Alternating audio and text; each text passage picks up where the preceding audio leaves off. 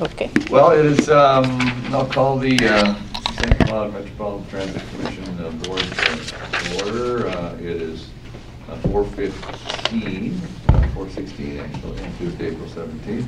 Let the record reflect that all commissioners are here with the exception of representation from Sartell. First order of business, the agenda. Any additions or changes to the agenda? No. Okay, is there a motion to approve? So, second. Moved and seconded, any discussion? Seeing none, all those in favor signify by saying aye. Aye. Opposed? Motion carries. Agenda is adopted. Consent agenda, items 5 through 8. Is there a motion to approve? Second. It's been moved and seconded, any discussion? Seeing none, all those in favor signify by saying aye. Aye. Opposed? It is adopted. Open forum, no one has signed up for open forum. Is there anyone here that wishes to speak in the open forum? Seeing none, we'll move on to general business. Item number 9, summary of the closed meeting. We had closed meeting. We had a discussion on the pursuant to state statute 13D.05 subdivision 3 to the discussion of performance review of Rand Daniel. We have determined or discussed at the point of based on the performance review to move forward with a compensation and contract going forward. We've created a subcommittee of the board of directors, myself and Rick Miller, mayor of Wade Park, and so we will meet with the executive director and go over that proposal, or at least allow the proposal to come forward, and then as a subcommittee we will bring forward to the board our recommendation going forward, working with our executive director, our CEO, Ryan Daniel of Metrobus. So that is the summary, and that's. Is there, I would say the action, of course, would be to do that, to set up a subcommittee and bring forward compensation for the executive director and a contract for renewal. Is there a motion to that effect? I'll make the motion. Second. Moved and seconded. Any discussion? Seeing none, all those in favor signify by saying aye. Aye. Opposed? Motion carries. So that action will take place. We're in item number 10. Consideration of meeting cheaters. Want me to hold that? Yeah. Need longer. Consideration of resolution 2018 is that a Q? 01. Yes. See, if I was an eye chart, then this better. Okay, 01. MnDOT authorizing resolution 100% grant for operating expansion. Paul. Good afternoon, commissioners. This is kind of part 2 of the grant that we had received back in last July. It's 100% funding for 2 years for operating expenses. So when we requested the initial funding, the 100%, it was for training and safety manager and a planning manager position, and then kind of the required materials needed to support those 2 roles. And so we received funding again for 2 years, so this is kind of the second year extension of that. For the $239,000, the grant runs from July 1st until June 30th of 19. Okay. So this is just kind of a next step to Is get there a that motion? Motion to approve the resolution. Second. Moved and seconded. Any discussion, questions? Seeing none, all those in favor signify by saying aye. Aye. Opposed? Motion carries. Resolution is adopted. Item number 11, consideration of personal policy change, respectful workplace and harassment prevention policy. Jenny? Good afternoon, Commissioners. The policy included in the packet is a proposal for a respectful workplace and harassment prevention policy. It's a revision from our current respectful workplace policy, more inclusive to include the harassment prevention as well. It also includes steps, more specific steps to follow if you're going to report something, what a manager's expectation is if something is reported. And I think probably the biggest change is that it does provide some empowerment to our managers to address some of the lower level issues that might come forward, so that not everything has to be immediately escalated to HR for an investigation. A lot of times, things can be addressed as, maybe it's an issue between two people that with some coaching from the direct manager doesn't need to escalate to that high level. Do you have any specific questions about the policy? That's Will those managers then be trained, required, whatever, to keep some kind of record of that though? So if I say that this is my 15th time and they said, no, if this is the first time, I mean, is there going to be some kind of documentation? So if it doesn't go to Ryan or if it doesn't come to us, all of a sudden it's in our lap or Brian's lap and it says, well, Sonny hasn't done anything with this for 14 times. Yeah. Or Ed hasn't done anything. I told him the bus didn't work and whatever and all this, you know how that. Yeah, so there are some different areas within the policy that talks about needing to review it with the HR director, so that if something comes to the manager, in certain situations, they need to at least review it with the HR director or whatever level is appropriate. There also is language that says if somebody who files a complaint feels like there hasn't been any progress toward a resolution within a certain number of days, that then they can bring that to the CEO. So there are some checks and balances to make sure that people aren't bringing something forward and nothing's happening. Right. The other thing is that we will, with the approval of this new policy, we will then start working on putting together a refresher training for all of our employees, because there are changes to the policy, to make sure that all of our employees know how the policy works. And that would start with our management levels and work its way down, so that our managers know, what to do from their role if something is brought to their attention.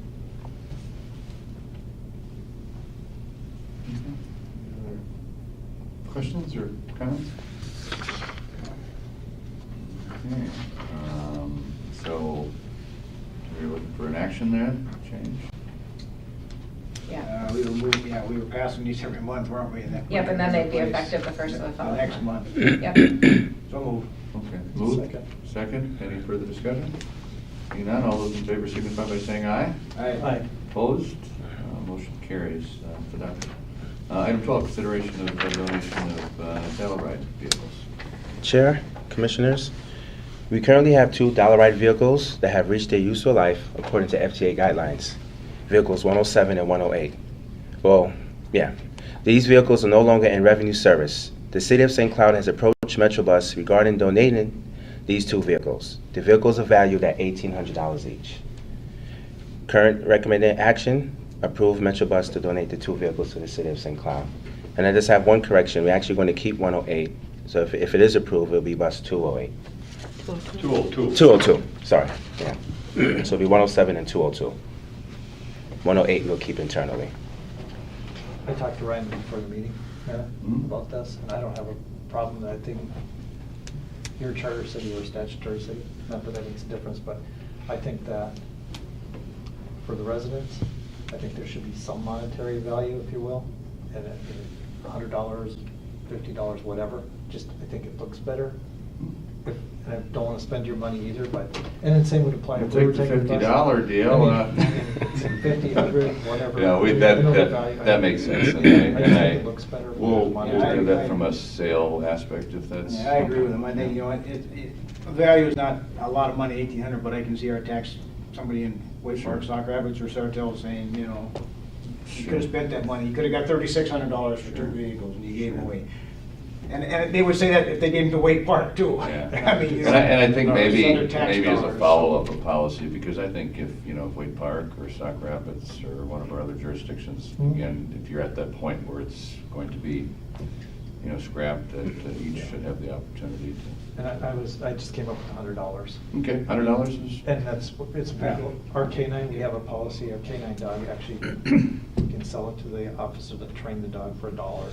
We got a dog of a vehicle, so I guess that makes. Yeah, so that's one thing I want to bring up. Been driving it. No, that. If that's a motion, That's acceptable. if that's a motion, I'll second. I'll make a motion on that. Okay, is moved and seconded then.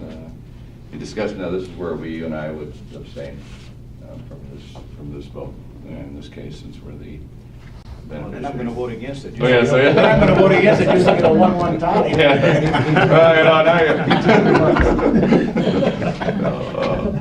So, see no other discussion, all those in favor?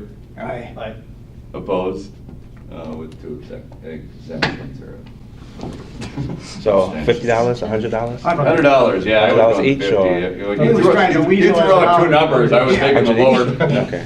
$100, He was yeah. negotiating, that's right. One of a fundraiser. Yeah, well, Yeah. check, I got it right. Personally. Each, yeah. Okay. We have. then, I'm sorry, Mayor, just for clarification, you meant $100 $100 each, each, yeah. right? Yeah. Okay. Yeah, for each. yeah, Each but- tire. Each tire? Tire. Yeah. That makes sense. Plus tax? They're tax exempt.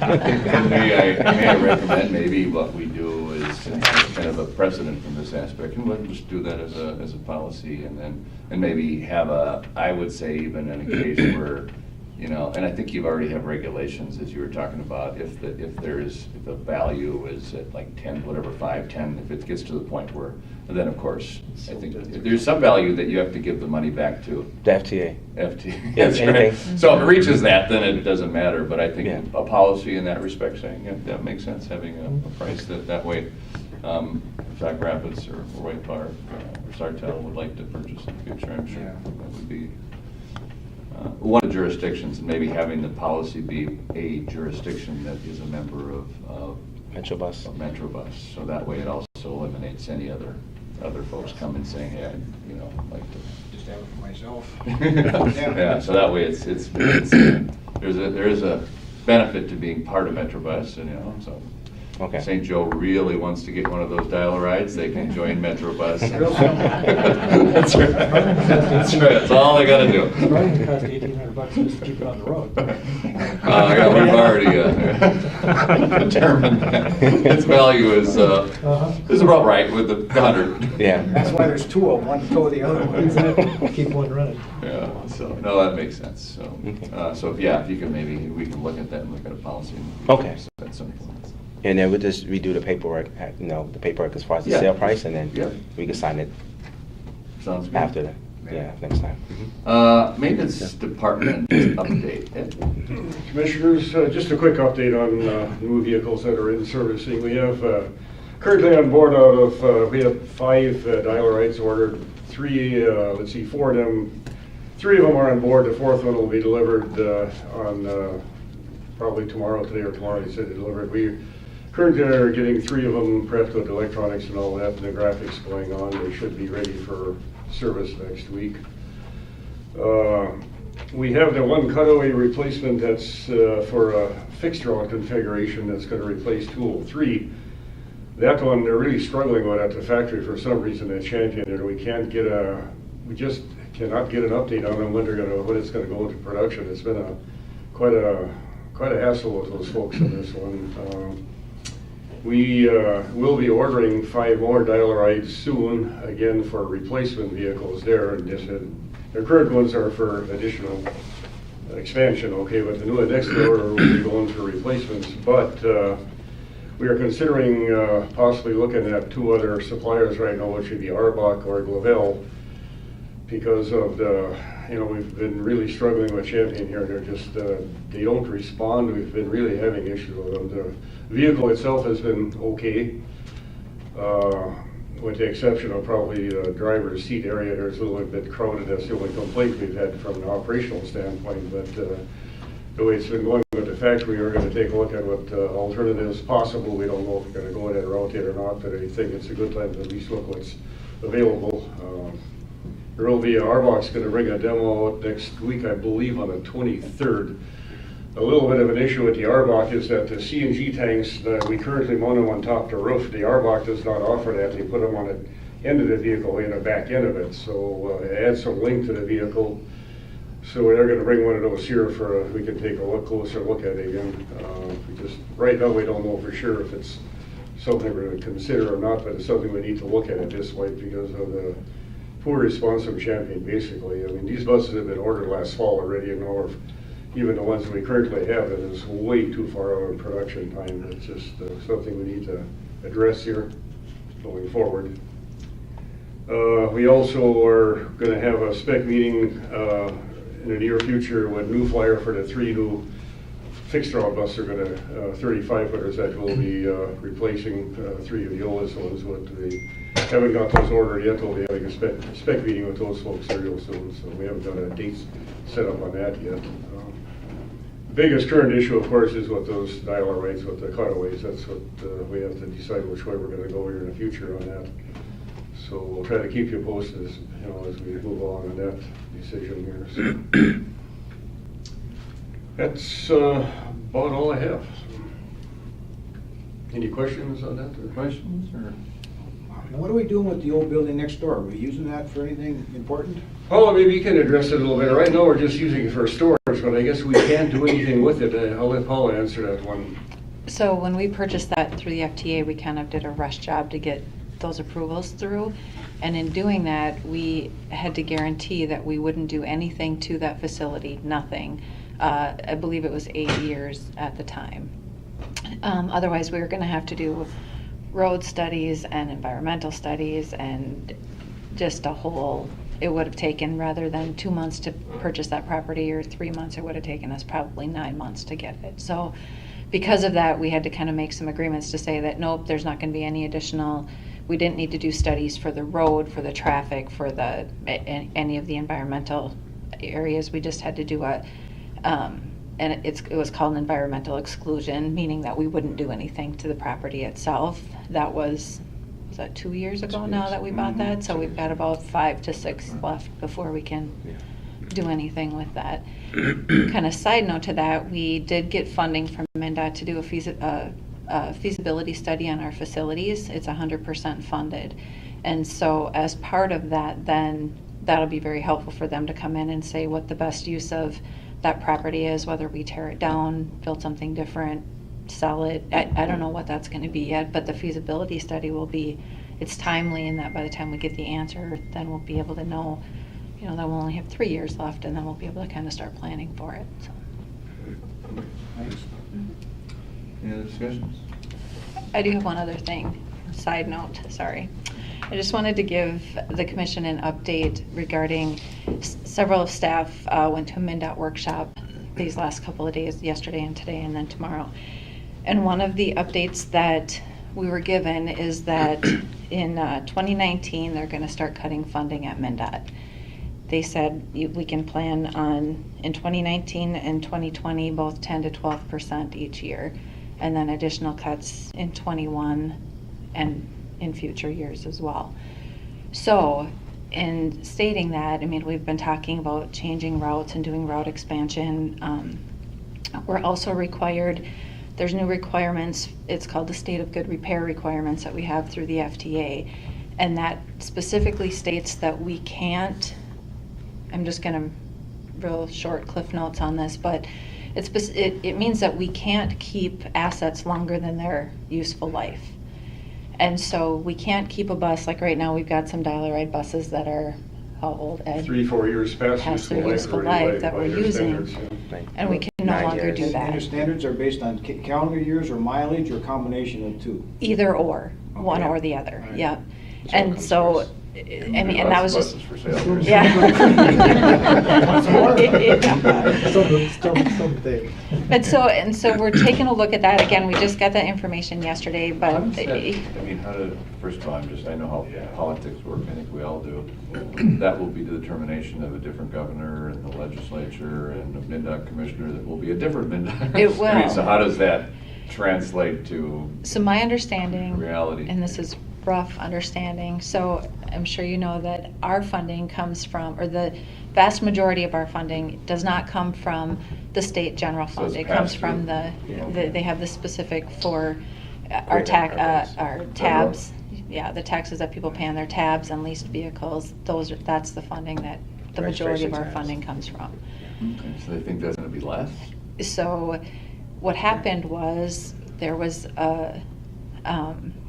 they had a fund balance, a large fund balance in that fund. And so this year what they did was took all of the funding that we got from the general fund, which again isn't much, but it was $16 million from the general fund, and said, your guys' fund balance is big enough, you don't get that. So they pulled that back already this year. And so Tom Godfrey had kind of stated that he anticipates that occurring again, and that, so we're down to only that tabs, kind of that special fund that we have at the state level. And so they're saying that in their 4-year, 5-year projection or look ahead, that funding is going to be used up based on the state of good repair, that everyone has to replace the buses, and they know what fleets are around the state, so that's going to be used up for those typical, types of things. Again, you never know, like you said, a new election, new things come down. It's hard to say what's going to happen, but I'm just giving you a heads up that we're going to have to start thinking about that a little bit more. I know Doug is working kind of in the preliminary stages of doing a fare study. So we're looking at, we are probably going to have to increase our fares, but then we're going to have to make some decisions moving forward regarding if we're willing to increase the levy, if we want to, do it in small increments so that we're prepared for when that time comes, or if we want to expand service, if we want to look at doing, improving our routes and working on ridership, getting that up, there's a dollar amount associated with that. And so I'm going to be looking for direction from the commission as far as, do we want to increase service? Do we want to maintain service? Do you want to look at cutting areas of service? Do you want kind of what the overall goals are for the commission? So I know how to present the budget moving forward. We've got a little time, so it would be nice to see those studies to say we've got X amount of routes, 35 routes, whatever we've got, to see which ones, I mean, are they all equally doing 20%, or is one doing 20% and 15 of them doing 80%, or Right. where does that money come from, and is there a benefit to cut some of them, or isn't there, or shouldn't we be cutting any of them, or because they're low, should we be adding an extra mile on them, and then they would increase? It would be nice to know that without just saying, well, we're going to cut this route. Because it Right. might Well, be a good route. we're going to look at everything. We're looking at the entire system to see where we can find some efficiencies. And some of the routes that are unproductive, we're going to bring that information back to you. And we're going to say it might be in an area that is low income, where we really don't want to cut that service. But we're going to look at all of the system and the entire system to see where we can become more effective and cost efficient. And so then when we come back to you, you will know what that dollar number is. And we don't want to just expand the service because it's really costly. Right. And so we're going to look at it with the planning department. We're looking at the routes right now to see what are the high performing routes and the low unproductive routes, and we can kind of go from there. Okay. And same with fares. If we think we're going to raise fares, and I mean, that's probably almost a given, everything seems to go up. I prefer, we've got a couple of years. Right. I'd prefer to see if it's going to raise 10 cents, I'd rather see it go a nickel next year and a nickel the next year instead of 10 cents in one year. It Okay. just seems, people get more upset when it's a big raise than if you get two little ones. Same amount of money, it just, Yep. it's over a Easier long that period way. of Yeah. time. And I think even going with a step farther, look at, the aspect of, for us, it's the levy. So if there's something there with those options, that we have to look at, make a determination. It's easier to do that. We're holding to the flat levy. Kurt and I are for the Just next talked 10 about years, I think. he said. No, I believe we're up at that. We're to that. 15. Yeah, it was 2 years I think ago. I only It promised. was a long one. Mayor, I think I only promised you 3 years on that. Oh, okay. Well, lots of options would be good Yeah. for us to have, and then, of course, I think our charge would be to lobby our folks and tell them how important transit is for greater Minnesota, so. Right. Yeah. So we can- As far as the fare study, we've looked at between 10 and 15 different communities, the same size as far as population, service, vehicles, poverty level, and we're way below that mark. A lot of the same size, similar systems are charging $2. Some of them are at $1.75, and we're at $1.25. But we're going to bring you all that information so you guys can so you can have some information that you can make some decisive decisions, and we can kind of go from there. And our fare box ratio is only like 12%. 14%. It's not a lot of money. We should probably, earlier than, like Rick says, earlier than better, so if we need to Right. do Right. that, we do it in phases, that Right. would make it a lot easier for our constituents. Because we're also looking at even coming up with innovative ways on how we provide the transportation service in the areas that are like least performing routes. Like for example, we look at the Sartell area where we have a bus that almost like a circular bus circulates the whole neighborhood, where we average like 3 passengers per hour. So in an area like that, we might possibly look at the potential of having like some kind of demand response service, where we would take people from Sartell and bring them like to the Walmart, and that way they could connect to one of our existing route buses, and from there they could get like downtown or get points south or points east. So those are some of the stuff that will be part of this study too as well. It would be cheaper to run a demand response service than to send a fixed route bus every hour when it's only averaging 2 passengers per hour. So, we're looking at areas like Sartell, for example, and then other areas within our existence network where we could do stuff like that. And then once we have the draft plan, we'll just bring it forth to the board and then for input and move forward from that point. That sounds good. One other point that through guidance through Ryan and our leadership team is that we're looking actually to see how we can partner with some other private industries to see if they want to provide some funding for different routes, and to see how we can have that partnership with the private sector. Sure. Yeah. So we're looking at any kind of way we can generate some revenues so we can keep the existing service and become more efficient. Yeah, we're actually going to meet with Central Care here in the next few weeks. Because Central Care right now, they have a big parking issue with their 3 locations, like the hospital, South Point, and the Sartell location. So they want to meet with us to see if we can help solve their transportation problem. So this would be one example where we could try to that public-private partnership to see what we could do to help Central Care, and then how can it benefit Metrobus? Our ridership is down. How can we increase ridership? How can we increase dollars?